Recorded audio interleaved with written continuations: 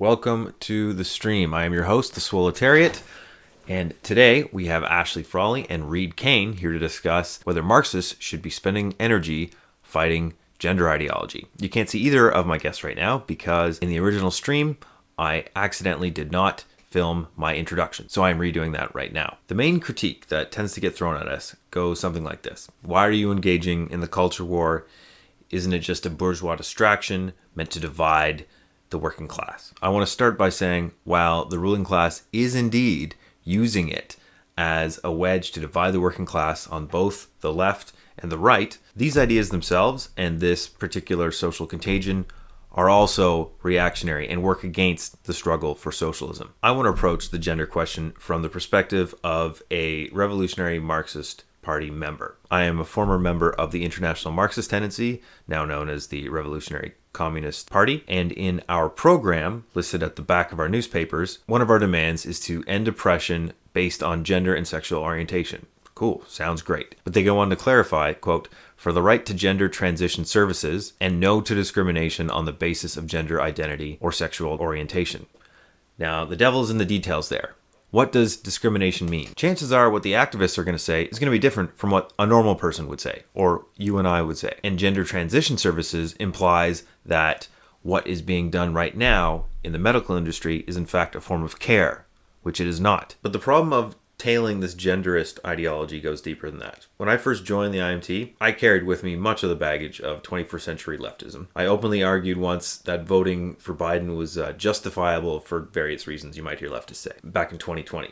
I had to be pulled aside by an executive committee member at the time who explained to me that most American workers both don't vote and understand that they're being screwed by both parties at the same time, which is why they don't vote. You know, how could the masses ever trust us if we choose sides or make excuses for one of the oppressor parties? For me, this is no different for the gender question. Why would the masses ever trust a revolutionary Marxist organization that's committed to tailing all the major ruling class institutions in their gaslighting of regular moms, dads, and workers about sex differences, pronouns, suicide rates, medical complications, regret rates, puberty blocker, especially as it's all unfolding into a major medical scandal as we speak? Marxists are going to be caught red-handed on the wrong side of this. It's going to be pretty embarrassing. It's also encouraged some very demented analysis. In one exchange I had, several former comrades of mine insisted that because of dialectics, males could transition into females and females into males in humans, which of course they can't. But also that gays could become straight and vice versa. Dialectics, right? So inadvertently, they're making the case for gay conversion therapy. When I pointed this out, they just kind of floundered around and changed the subject. Ultimately, no one's going to want to join forces with a Marxist movement that tails and defends the current ruling class ideology. Men, possibly gay children, effeminate men told, well, gosh, you must be a girl then. I know that's a caricature, but when you hear people's stories about how they knew, it's often about gender norms. And it's like, how's that not conversion therapy? Or like I joked early on, like, oh gosh, next thing you know, that people are going to be celebrating Iran as like ahead of the curve. And people were like, yes, yeah, Iran's been like so progressive. Yeah. They were fully converting, like using trans medicine to convert gay men. Like, or it's a similar thing when people talk about cultures that have a third pathway for gender non-conforming people, where they're like, oh, this trans has been around forever, look, all these cultures recognize it. And it's like, no, that was a way for making space for gay people in society, particularly gay men, in societies that had rigid gender roles. It's not like a progressive thing. And in these cases too, like the Hijra and all these other like American Samoa, like you never see a female ever switch genders to one of these third genders that they talk about. Never happens. Or you never see a male switch to becoming known as a female. Their third genders are just making another space for effeminate females, or sometimes masculine females. Effeminate males. Yes. Yeah. Well, also because female sexuality is like a, just suck it up, ladies, It's not something that necessarily ever has to be contended with in any kind of culture. You just expected, it's male sexuality that's the explosive force that you have to be, no pun intended, that you have to be sort of careful with. And society enacts all these, most societies, if not all societies, enact like very complex structures of taboo, I think partially I mean, this is bad anthropology, but I think partially to kind of control male sexuality in particular. But it is like, obviously it is controlling female sexuality as well, inadvertently. But it's male sexuality when frustrated that it can be a dangerous force. Hence that there's that third role for men. Yeah, and you see that across so many cultures, specifically for men. That's the common one. So what happened in your organization in the end? So in the end, we lost 60 members within like a month, because they had. I mean, I don't want to get into the details of it, but because there had been kind of a sexual harassment allegation, but and the EC, the executive committee, had handled it, and at the time the complainant was had agreed that these terms were fair, and then changed their mind months later, and but then also decided to come out publicly with this political attack, which had nothing to do with a lot of her initial complaints about certain other members, and then they made this about identity and safetyism, and kind of all the old tropes you see in the rest of the left were deeply ingrained into sections of the Canadian IMT. And anyway, yeah, so there was a big exodus. It was kind of news all around the Marxist revolutionary organization world 2 years ago. I can't think of a better way to destroy leftist organizations than identity politics, and it's so effective. It's so effective that if we were more powerful, I would say that it was, I would be conspiratorial about it. Like, God, if I was a capitalist worried about the future, I would plant this stuff and I would make sure the hands were up. Excuse me, one point of privilege. Yeah. Well, you use the wrong pronoun. These sort of like scolds. It reminds me of when I was like a little kid. And I don't know what happened. My parents were splitting up and my mom had left or something. I remember whenever the teacher would say mummies and daddies, I'd always put my hand up and be like, but I don't have a mummy. Like, I wanted to be special or something. That's it. Like, there's no purpose except just to be special and recognized. And that's the end of it. It's this incredible kind of, it's incredibly symptomatic of our loss of purpose and our loss of direction, that we become obsessed. Narcissism. Yes, that's it. It is an incredible kind of narcissism. Which is appropriate for children, of course, but yes, of course. You develop out of it. You're supposed to anyway. Well, sorry. It seemed to me like these, the organization I was in there were definitely some comrades like I respected a lot, and I thought really brought a lot to the table, and they were serious. But a lot of the people that were being recruited, especially the students, again, exactly like you said, they seem to be there to be validated. They seem to be there because they're collecting political badges to add to their bio.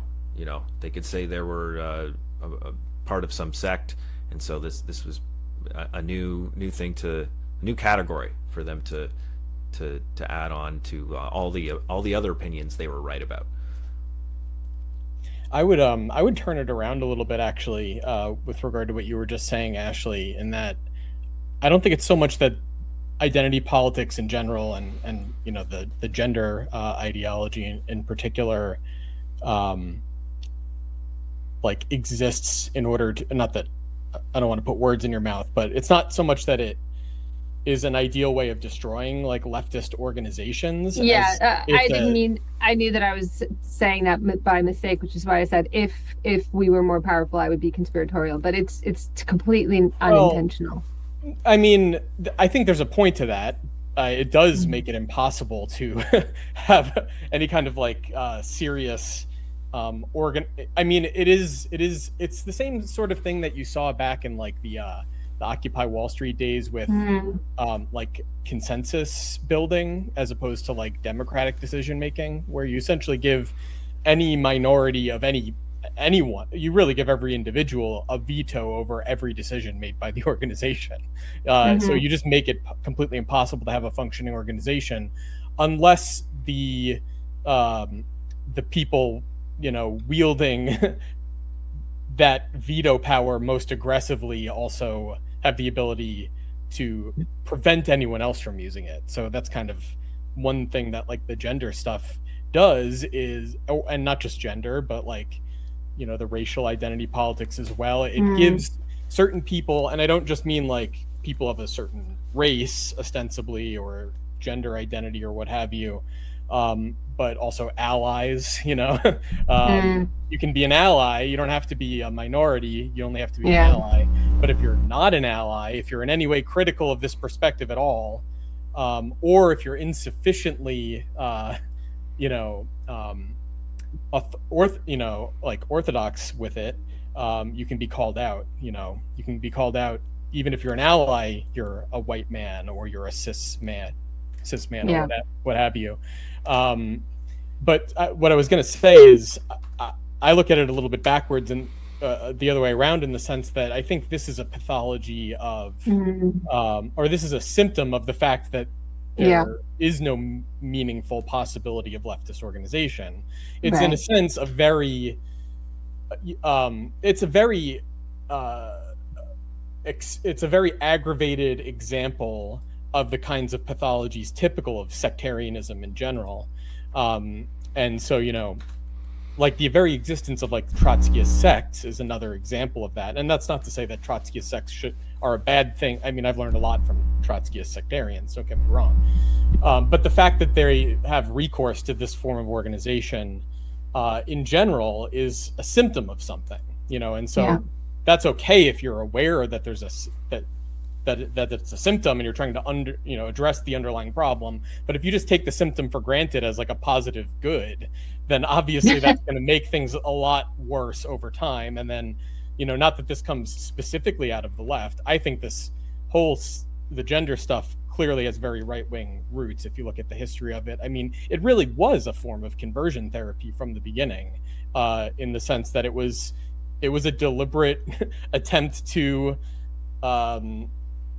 give people with internalized homophobia or other forms of like internalized authoritarianism, internalized self-hatred about non-conforming to social norms, a means of a way out of that through medicalization. It's very dark, it's very troubling in terms of its origins. But that being said, I know a lot of people that are critical of this stuff like to analogize it to religion, and in that sense, that's what I mean. That's just what sectarian means, really, is like religious.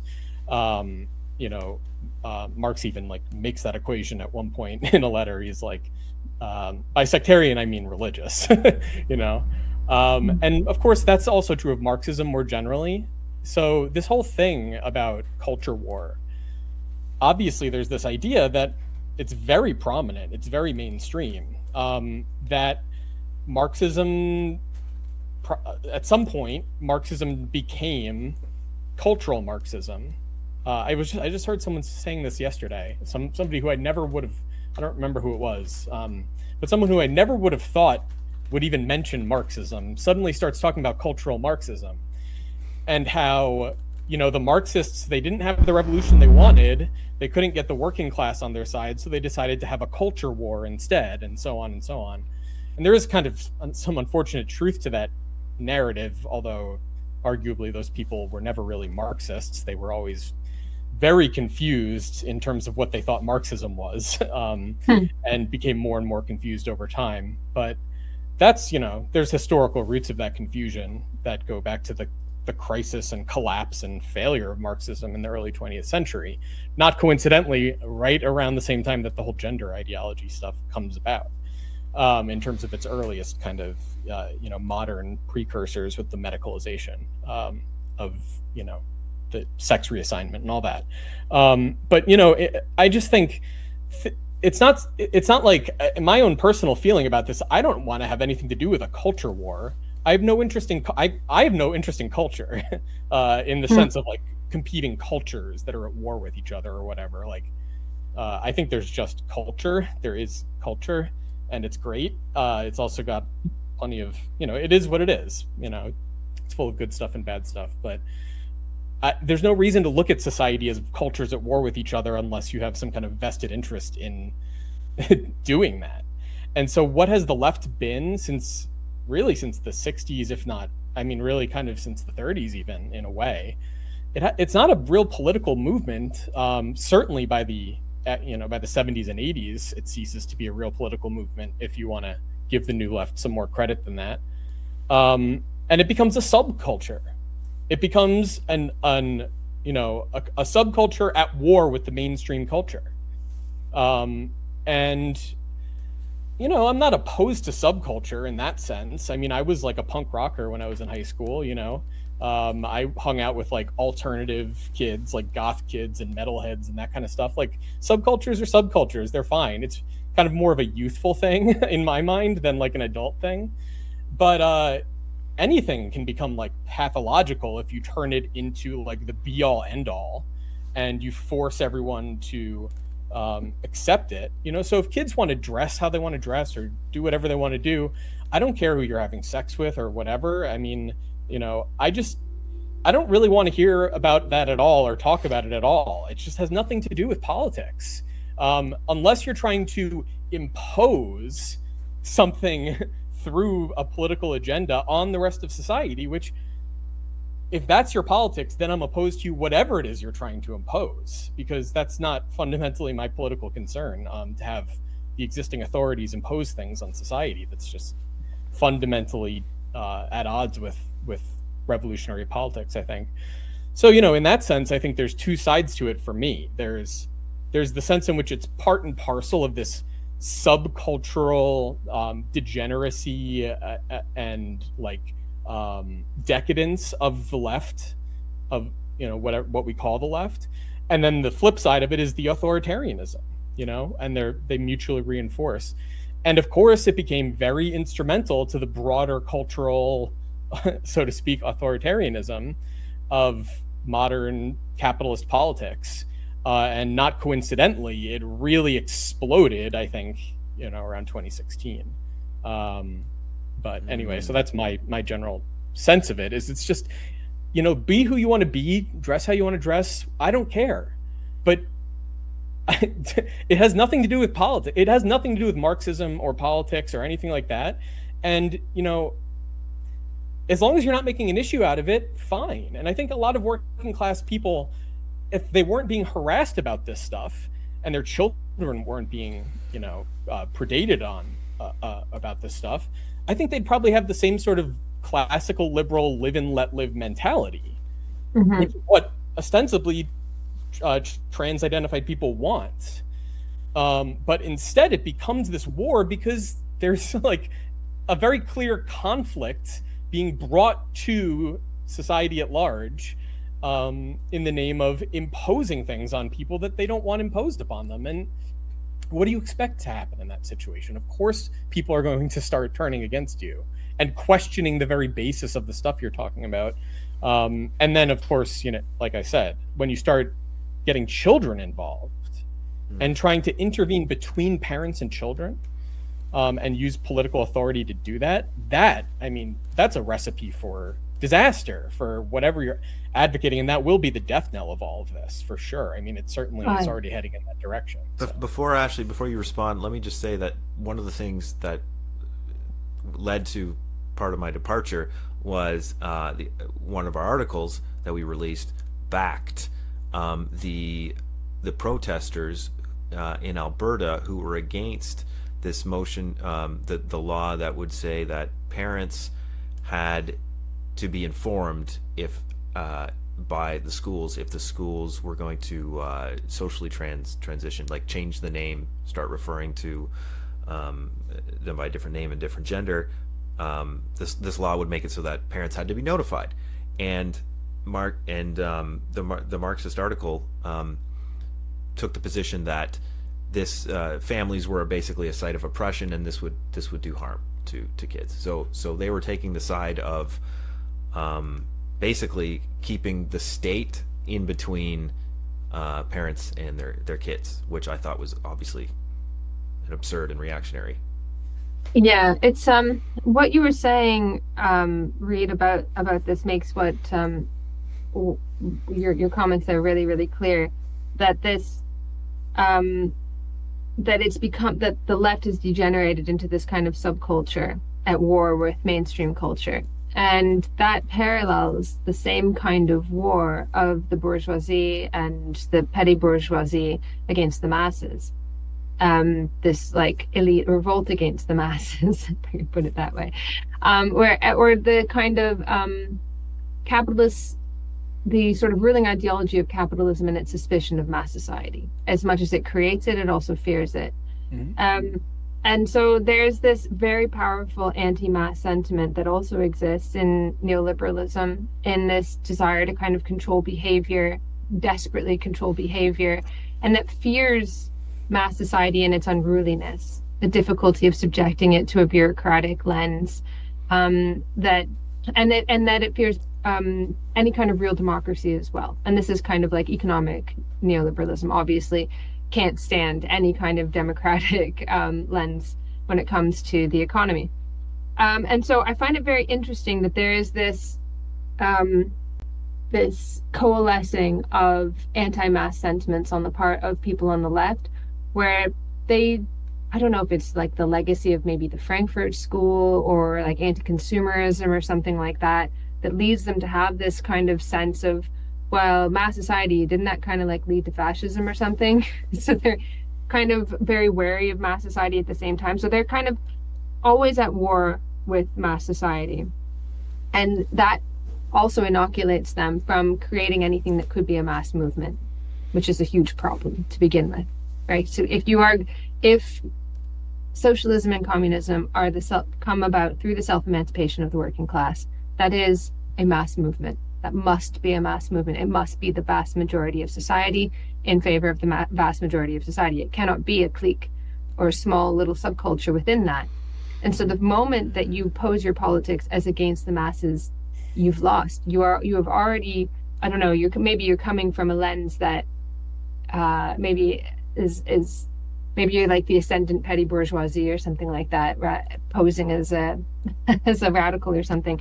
But the idea is that there's just this enormous, incredible overlap between this neoliberal governmentality and the things that people on the left espouse as ostensibly leftist. And I have not got my head around why this is happening. That's why what I'm saying right now is not particularly clear, because I haven't got it exactly clear in my mind.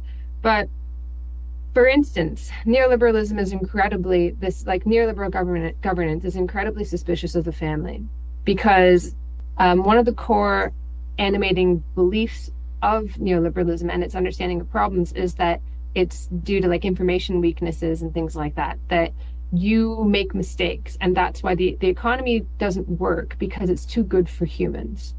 And so humans are the ones who screw it up. They've done all the math. Look, that it should work. There should be this equilibrium, but it doesn't exist in reality because we're all too human. So you kind of have to be very careful about the institutions that surround this economy if you want to make sure that it works. So this whole idea of like neoliberalism means small government is wrong, both theoretically and in practice, because what you have to have is like this incredible complex machinery to make sure that that thing works. And so you need to kind of watch what everybody's doing. You need to educate people. You need to make sure that people's behaviors are correct, that they don't suffer from all these different things that lead to market failures, whatever. And part of that is like parenting. So there's been this obsession with parenting on the part of like the third way since the 90s, like the first 3 years movement, that sort of thing. And this kind of gets communized rhetorically as like abolish the family. But it is completely and totally the neoliberal distrust of the family as the reason why things go wrong, because women are, they are incapable of managing their appetites, and so maybe they drink alcohol when they're pregnant. They shouldn't do that, and they eat the wrong things, and they don't breastfeed, and they do all these things that don't create optimal outcomes for their offspring. And so then motherhood in particular gets transformed into another job, something that's subject to key performance indicators, and she becomes responsible for creating the next citizen. And these people, these activists, it's astonishing the degree to which they take that for granted as what motherhood is. And they're like, they come down hard on parents who don't do that. And I think part of it may be, I said that they might be like the ascendant petty bourgeois, but it might just be teenagers who are angsty and rebelling against their parents. So they tend to like be blasé about parenthood. But this, the incredible blind spot for families is so destructive, is so hand in hand with the ideology of capitalism or neoliberal governance. And you cannot dislodge it, no matter how hard you try to explain. Like I've said over and over, if you do not trust workers to raise their families, you do not trust them to run the world. That's just as basic as that. If you don't trust them to raise their children, you don't trust them. And so the fact that they explicitly get in there, they like explicitly seek to undermine the relationships between parents and children, is incredibly destructive for any kind of mass movement, but is also indicative of the fact that it's not a mass movement.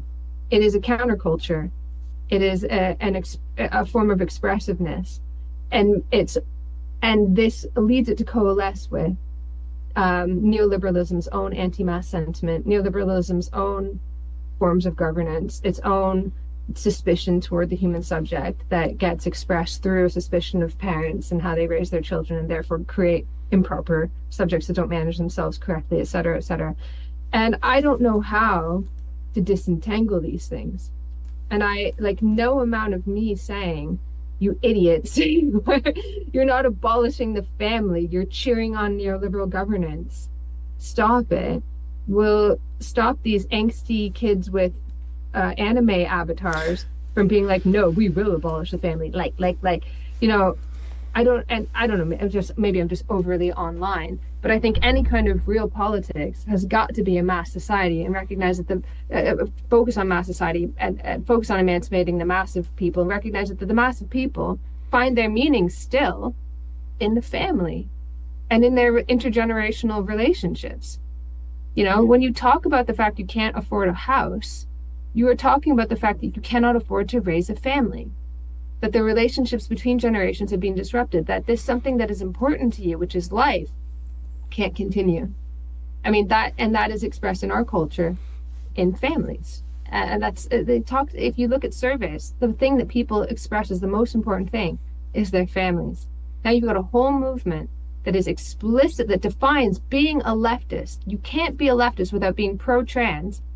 And to be pro-trans, you have to have this suspicion toward parents, and that comes first before anything else. You've lost, or it's symptomatic of the fact that we're not even in the battle. We're not even fighting. It's just an identity crusade. They also define what pro-trans means, right? So if you being completely liberally minded and open to people living however they want, that's not pro-trans. Pro-trans is, to them, being for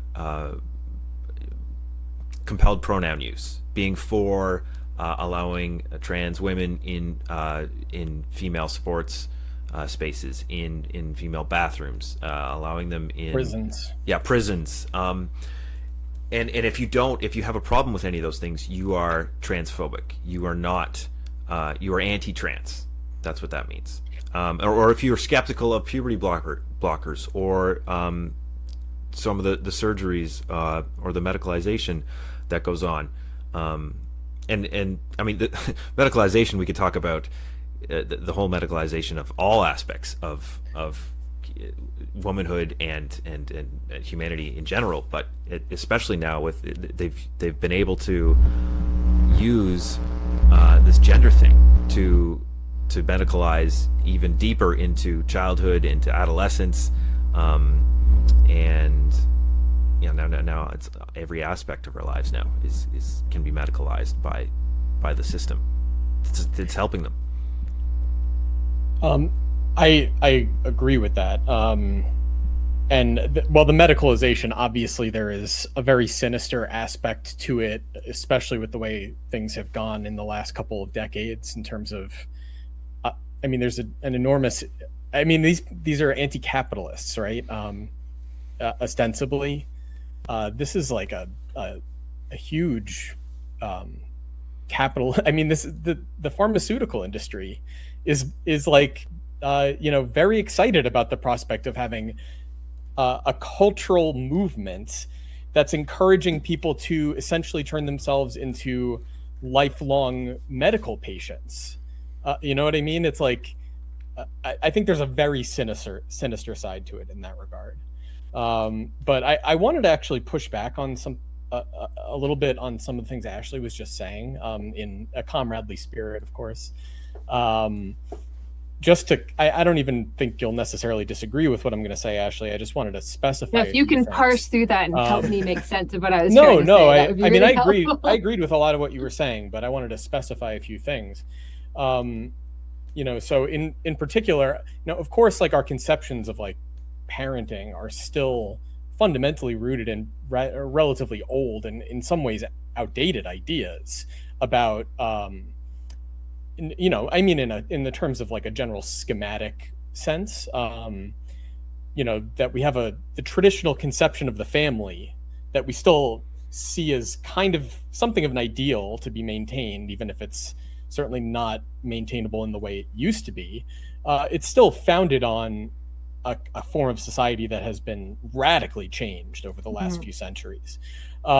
It's not simply as if there's like some people out there with an agenda trying to get in between parents and their children. Society has intervened between parents and their children in fundamental ways. And it's not all for the worse either. I mean, a lot of that has been kind of the foundations for the emancipation of women, from being bound to the dark abode of the household. So there is an upside to that. And same thing with, you were saying some things about motherhood, I think, and like raising citizens and so on. I mean, there was in the 18th century and the early 19th century this conception of like the Republican mother, the mother as raising children, not simply to be, essentially not simply to be workers for the household, the enterprise of the household, as it were, or something like that, but to be good citizens. Specifically in the United States, this was a big thing. This conception of like the Republican mother, and that has a lot to do with the movement for public education in the United States. And so there's more to it than I think just there being this kind of sinister agenda to it, but there obviously is that as well. And it's obviously gotten worse and worse over time as the way in which society is intervening between the kind of,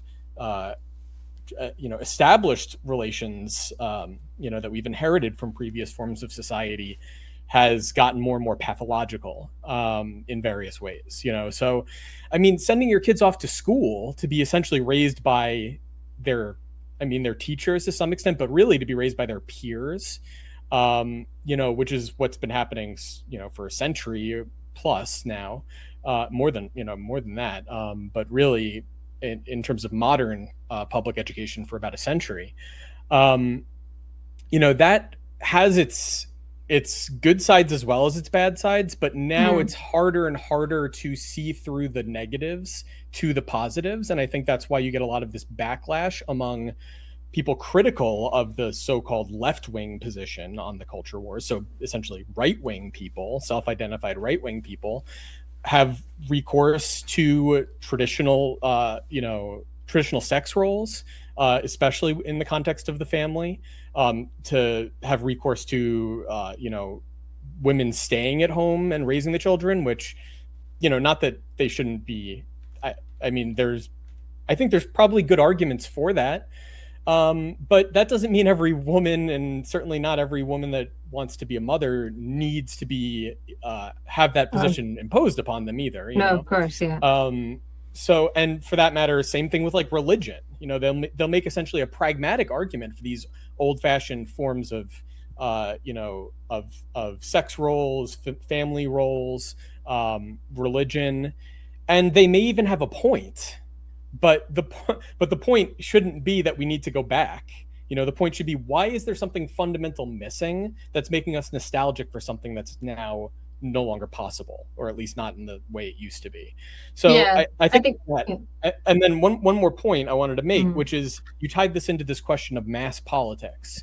And the thing is, this intervention of society between people in their kind of traditional ways of relating to each other, that is mass society, and that's the commodity, that's the market, that's bourgeois society intervening between and undermining these established forms.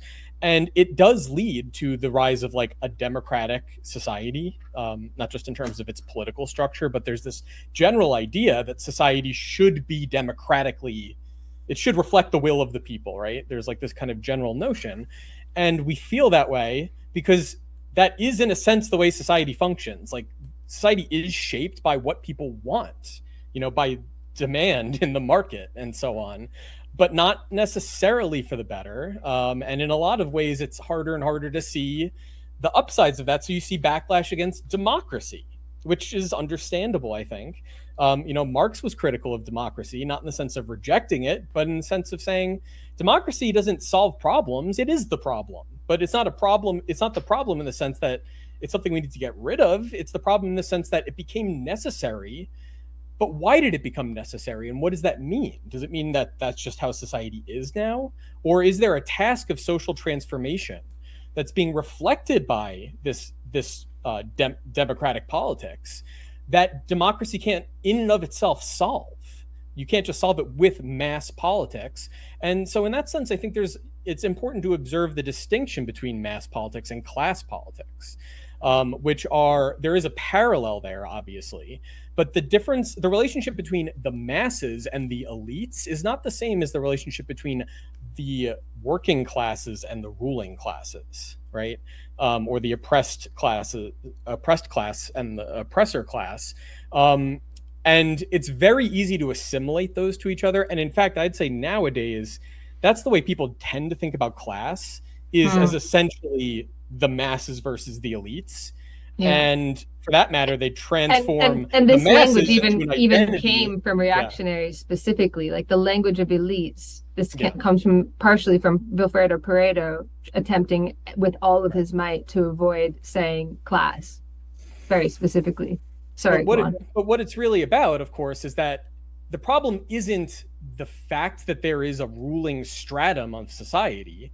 It's that the people in that position are bad, and so someone else needs to. So there's this idea of like the circulation of elites, that the problem isn't elites themselves, but that the right people aren't rising to the top, so this idea, Pareto.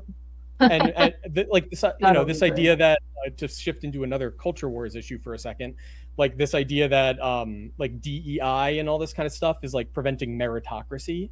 Like the people that are the best for the job can't get into the right positions. So that's like their critique of that, is like, we just need the right people in that position. And the point isn't like the converse point, the class point wouldn't be like, no, it's a bad thing that there's elites in principle on like a moral ground or something like that. The point is that society has outgrown the need for a ruling class. And that's what's represented by this democratic politics. But democracy doesn't solve that problem. It just kind of makes that problem much more intense, right? So I know that kind of took us away from the main topic, but I just wanted to. I think it redounds to the topic of gender in a number of ways, because it is this kind of mass politics where it's like an incoherent expression of a real problem. But the problem doesn't get articulated by insisting on that expression, right? It kind of confounds explanation if you just make the problem a good thing to be. We're talking about really mental illness, and now the idea is like we should embrace mental illness as an identity, and it's no, you don't embrace mental illness. Mental illness is a serious problem for the people that suffer from it. I say this from someone that suffered from it. So. But the thing is that they argue that it's like homosexuality, it ought to be demedicalized, but because that's what they said about homosexuality. But on the family point, like a lot of people misunderstand me that I'm like arguing for a return to traditional families, like go live in families, they're great, whatever.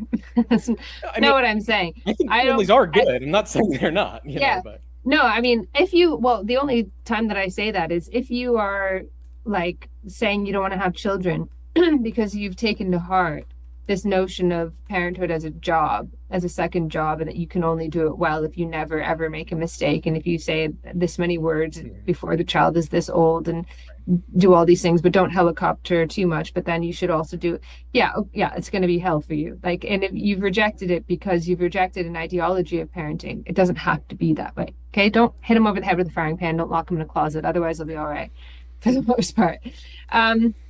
You can be a good enough parent. That's the only time that I say, like, I find it sad if people reject parenthood because what they're rejecting is that awful kind of intensive parenting, and they think that's become like naturalized. But I'm not sort of like defending the traditional family, like, oh, how dare you have other kinds of families, whatever. I don't care what form families take, whatever.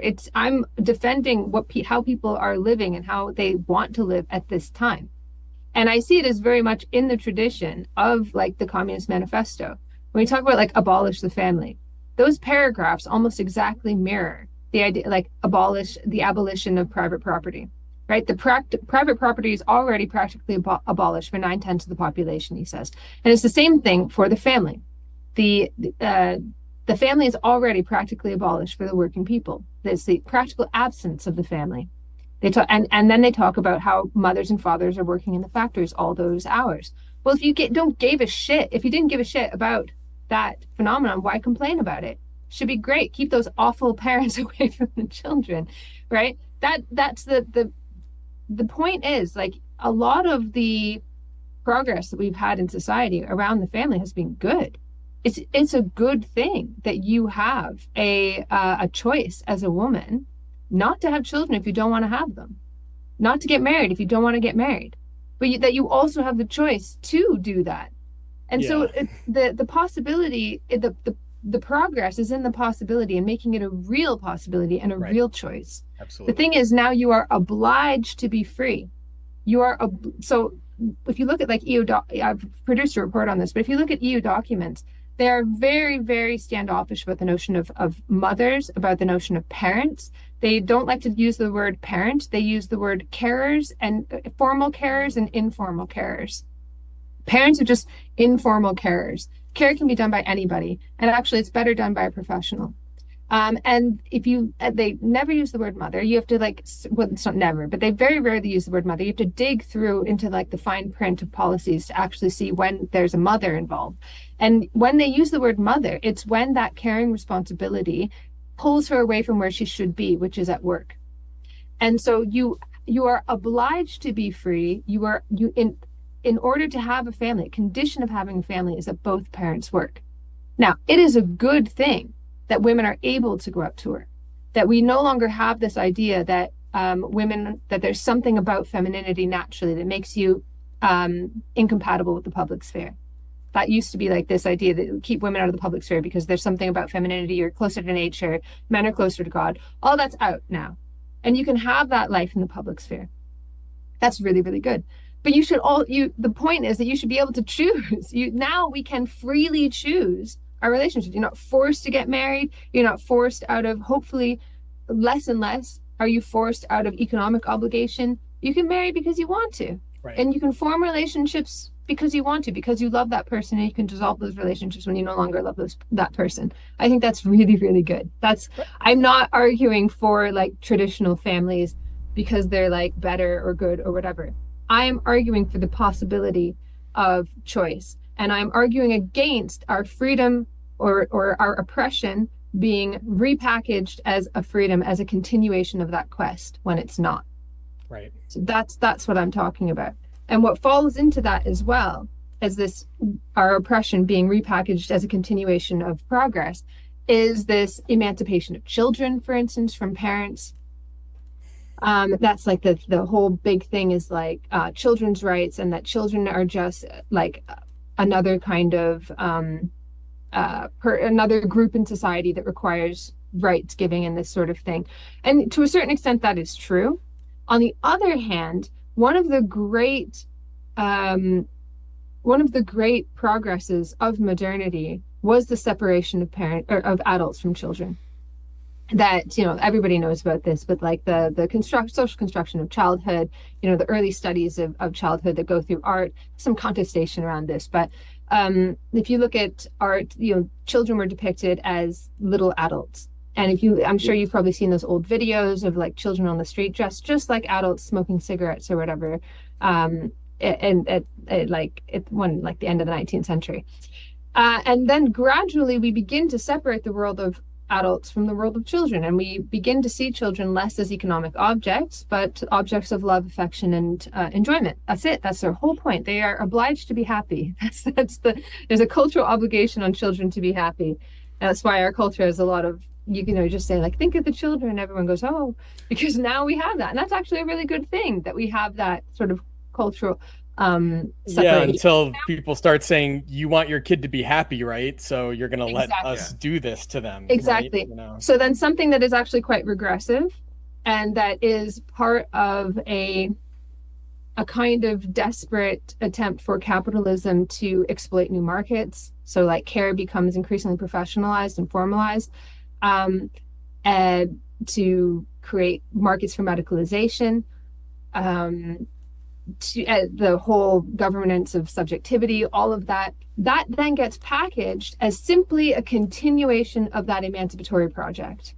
Women were emancipated, children next are emancipated. So if you just kind of think about things in this way of like, oh, well, capitalism liberated women from the family, and now we're going to liberate children from the family, and families just hold people back. Then you accidentally buy into what is you said it's not like a project. To a certain extent, it is a conscious project. Like it is like there are all sorts of policies that I guess it's not conscious. I don't think they are literally saying like, ha ha ha, I'm going to abolish the family, but they do see families as an annoying and obnoxious impediment.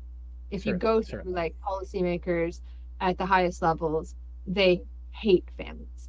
Families are places where backward traditions get passed on, where women supposedly through backward gender roles don't work sufficiently, and they're not willing to sort of take up the shitty kinds of work that are available.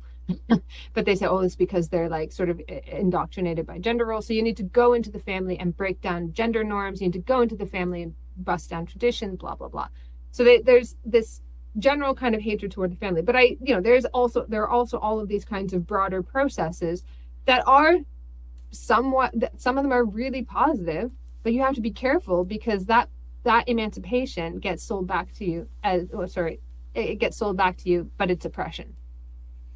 Yeah, I think it is a continuation of that freedom project. But the problem is that freedom has become self-contradictory, or maybe it already was, but it has become explicitly so. And in that sense, you're right. It is a conscious project, more or less, to undermine these old forms. But that's the outcome of a long historical process that didn't begin with anyone's intentions, or at least not intentions to that end. But, Okay, why don't we get in one of the main criticisms because we were talking about the medicalization aspect of this, and this is something that people will criticize us or other people for having a problem with the way this medicalization has been imposed upon kids in particular, but on everybody, with being coupled in with this gender ideology. And Spencer's position Spencer Leonard was that we, as socialists and Marxists, are not in a position to adjudicate these questions. That debate's is mediated by questions of expertise and medical ethics. No different than the question of professional ethics of book selection for a librarian. Right? Like this is for them to deal with. Society does not take up these questions. It's not a question for democracy. After all, we do trust doctors to know best, what is a safe procedure and what isn't. So, we may have disagreements, but we socialists are talking like we're doctors, not socialists. That's part of the criticism. An example, you know, the governor of Florida, which Spencer brought up, telling schools how history should be taught is not the approach that should be taken. And that the pushback to all of this, if it is indeed going wrong, will have the dimension of the same experts in the field fighting back and with their own arguments and studies and their own struggle, rather than something from that we initiate. Yeah, I mean, that's all well and good, or it would be all well and good if, I mean, the thing is, if we could rely on that, then we wouldn't have a problem with, I mean, this gender medicine, which is not medicine, which is, you know, very scientifically suspect, to be polite about it. Really, it's pseudoscience. For that matter, we wouldn't have the problem of people, you know, trying to teach, you know, false history in public schools, which, you know, I'm not defending Ron DeSantis, but the reason you have a backlash against that is because there should be a backlash against it. But it shouldn't be taking that form, you know, it should be taking a very different form. That's the problem. It's the same thing with this. I mean, you know, I'm not for laws, you know, removing people's freedom in general. And I'm not out here calling for we need more restrictions imposed by the government on people in this regard or that regard. But the fact is, people are calling for those things and other things as well. And it's because there's a real problem here that the old forms of like professional, you know, this whole conception of like educated professionals mediating society, if that were functioning properly, then that would be great, but it's not. You know, the doctors are proletarianized, you know, increasingly, which is why they're turned into these subordinates that are terrorized into silence when they know very well how wrong this is, you know, I mean, and more of them are coming out and saying it. Same thing with public school teachers. I mean, and various other things. I mean, these people have been turned into, you know, subordinates that have to do what they're told, or they will be out on the street, or worse, you know, they'll be turned into pariahs. So of course you're going to have a breakdown of professional ethics in that context.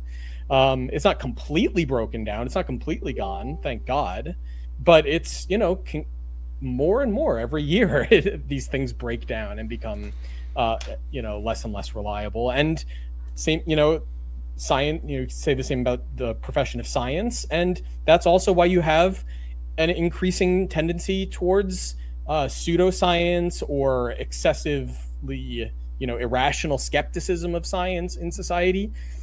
People have good reasons to be skeptical, but the problem is they don't have anything orienting them towards this problem in a coherent way. So it just takes the form of this kind of irrational backlash that's you know, predated upon by people in power in the same way that the thing instigating the backlash is predated on. So you have people posing this kind of radical gender ideology on the one hand, that's used by the people in power, and then you have the conservative backlash that's also used by the people in power, you know, and neither one of them are actually addressing the core problem that's causing that's causing all this in the first place. So that's my problem with what Spencer was saying.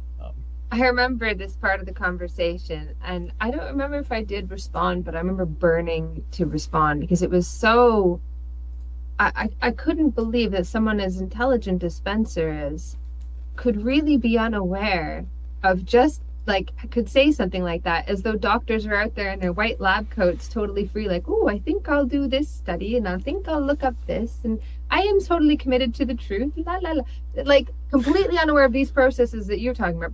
Deprofessionalization, proletarianization, the complete like removal of autonomy and its dispersal into management mechanisms, all of that stuff.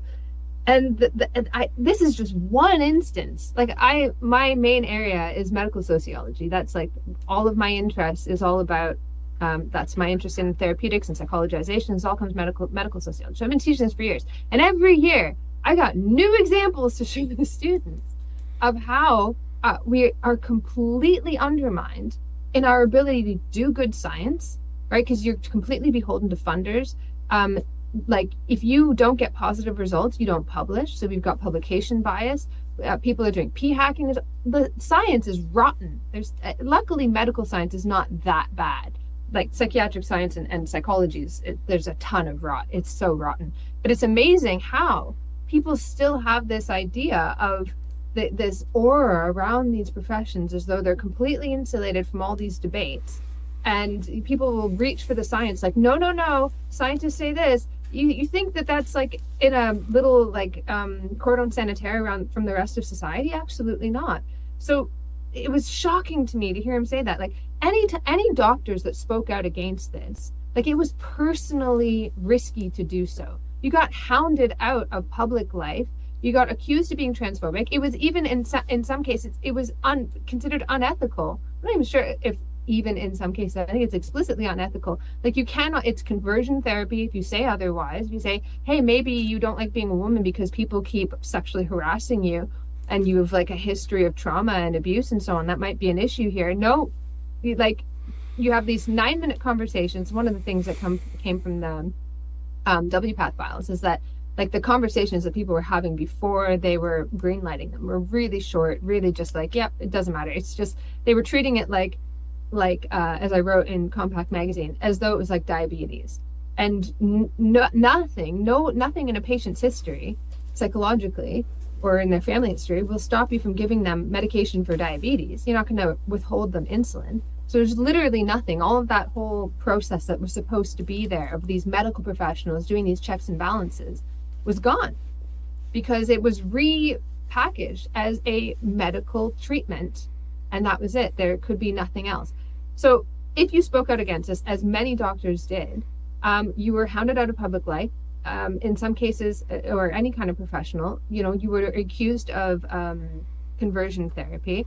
If you did critical research, God almighty, man, you could do the sloppiest research you want. If you're like in the status quo, you want to question the status quo, that shit better be perfect because there's going to be a retraction. You make one mistake, they put that stuff through every plagiarism catcher, they checked every reference, and they begged for retractions. Nobody in their right mind would do serious research questioning that narrative. But if you were doing research that was affirmative, boop, don't worry, it'll get published, it doesn't matter. So there was already a publication bias against medicine that was critical. And then you had this completely unscientific pressure to change language in journals that had nothing. Nobody was like, oh, you know what? I found out that actually gender is more important than sex. I just did a test tube here. Now we're going to be talking about birthing people. No, it was completely ideological, and everybody, you had to go along with it, or you risked. Like I left my university, I left Swansea. I used to teach. Used to teach until October. Like this is very fresh. I never would talk like this before I left. First of all, because I didn't want to hurt my students. I didn't want to say anything that would hurt them. I got like, I'm going to treat everybody in my personal life like a family member. I'm not. Yeah, no, I'm the same way. So I was never going to say any of this stuff if it meant that they would feel uncomfortable in the classroom with me. So that's another big issue. So if you're in academia and you're teaching young people, you're going to keep your mouth shut. You're not going to do this research. You're not going to speak out. I'm only saying this stuff now because I don't have students anymore. I have a PhD student, which is also a thing that one of them is trans. And I am very worried about hurting their feelings and, saying stuff that would make our relationship uncomfortable. But, all these things mitigate against honesty in what is supposed to be the sciences, what are supposed to be the sciences. No, the system is rotten. It's rotten. The notion that we should just leave it to the professionals. I couldn't believe what a shocking kind of faith they had in the medical profession now, of all times. It's just crazy to me that it has... I mean, obviously you can treat people with dignity and respect without having an argument about a political issue, let alone a scientific issue, is not the same thing as disrespecting someone, I don't know. I think, of course, you should... I mean, this is, I think, a personal thing for people to deal with on their own, but I think, of course, you should be treating people with respect as long as they're being respectful towards you. And if they're not, then that's, another story. How you deal with that, that depends. But, I mean, I do want to say something in defense of what Spencer was saying a little bit, though. Just, I think what he was trying to say was something akin to the point I was making a little while ago about mass politics versus the elite. And I think he was trying to say that we shouldn't let these issues become essentially subjects of demagogy, where the solution is getting a mob to attack the professional, whatever, the doctors or whatever. I don't know what he knows about this whole issue. He didn't seem to me to have a very substantial grasp of how big the problem actually is. But I think he's right to the extent that I don't think it should become a subject of demagogical, attacking doctors or something like that, right? Let alone, I mean, maybe attacking politicians is a little more appropriate, but the politicians are just as dumb about this stuff as anyone else. Maybe there's a few of them that are intensely ideological, but a lot of them, I mean, politicians are bottom feeders. They're just trying to please the people they need to please. They're not invested in this stuff ideologically for the most part. Scientists are terrified. I mean, they're terrified about the, I mean, think of the terror you would have to instill in people to convince them that as well-founded a scientific concept as sex is not only in question, but has essentially been refuted, when no, it has not. You still need a large gamete and a small gamete to produce a zygote. That has not changed. And that's all that there is to sex. I mean, there's more to it in the sense that you have the biology behind the capacity to produce those gametes and to bring them together and to create a child, to incubate a child and everything, which differs species to species. We all know how it works in humans, and not just in humans, but in all mammals, So how much terror had to be inflicted on people to give up that? I mean, that is just, when people say it's common sense, it is effectively common sense.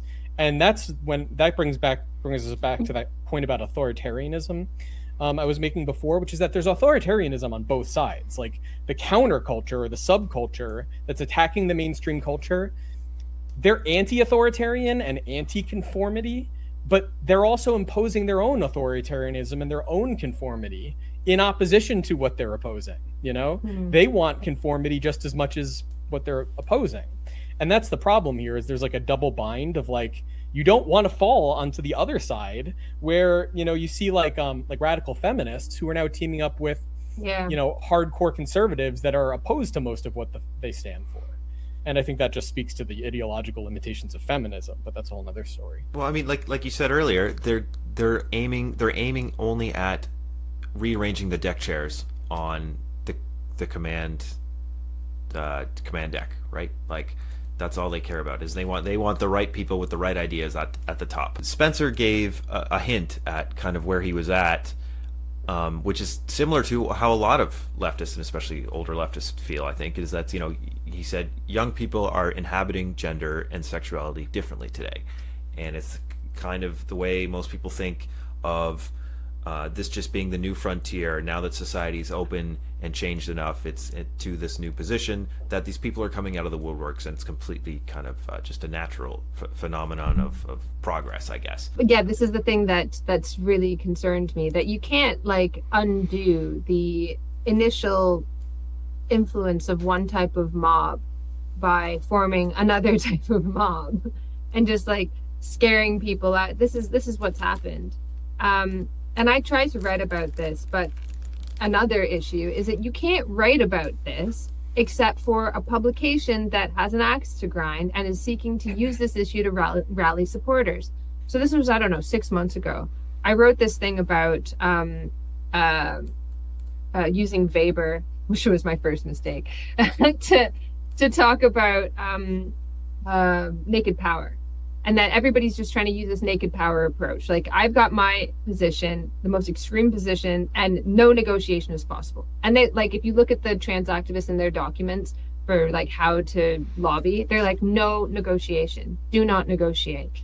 And so this kind of approach, this naked power approach, means that you come in and you just smash the opposition. And when you have the upper hand, that's what you can do. But the other side's going to get the upper hand eventually. And when they do, they're going to smash you. So it was like, we'll take your kids away if you don't affirm their pronouns. And the other one's like, we will take your kids away if you do affirm their pronouns, And it was just like people just seeking to obliterate each other. And I tried to write about this, again, symptomatics, like, I feel like this is like Inception symptomology here. But I tried to write about this for a magazine and nobody would take it. Nobody would take it. And the only magazine that would take it was European Conservative. And you should see the difference between the article that I wrote and the article that they published, which was like, we conservatives must fight against this, blah, blah, blah, because it became a rallying cry. By showing your opposition to this, you rally your supporters. And it had nothing to do with actually finding a solution. When we actually do need to find a solution. And all it's become is like, and it's so stupid and ridiculous. Like I've watched so many EU parliamentary kind of talks, with like MEPs sort of meetings about this. And they'll be like, the adults in the room are like, blah, blah, blah, here's what we're going to do. And then you have like one crazy MEP from like, I don't know, some right-wing thing that's like, but people will identify as dogs. And everybody just goes, ha, ha, ha, and carries on. Why would you say that? Why would you go? You got an opportunity to speak. Policy is being talked about right now. And you say something stupid and crazy like that. What's the point? Because the purpose is to say it, and your supporters are there like, yeah, fucking dogs. Like, that being said, there's the craziness on the other side of Absolutely. There are people who are identifying as dogs, Yeah, I mean, there's a minority, but they and are. This is the thing, I mean, like, I was just talking about this with one of my patrons in our like group chat, like our group discussions. And he was like, he had to write similar kind of situation as me, where he wanted to kind of have a nuanced discussion about it. But he was invited to kind of respond to like, are people identifying as cats? And he's like, there's something there, that's a phenomenon that gets taken to an extreme, but you don't want to use it as part of a stupid rallying cry. Like you have to get at like, what does that say about where we are as a society that this extreme can be gone to, and you don't quite know how to deal with it.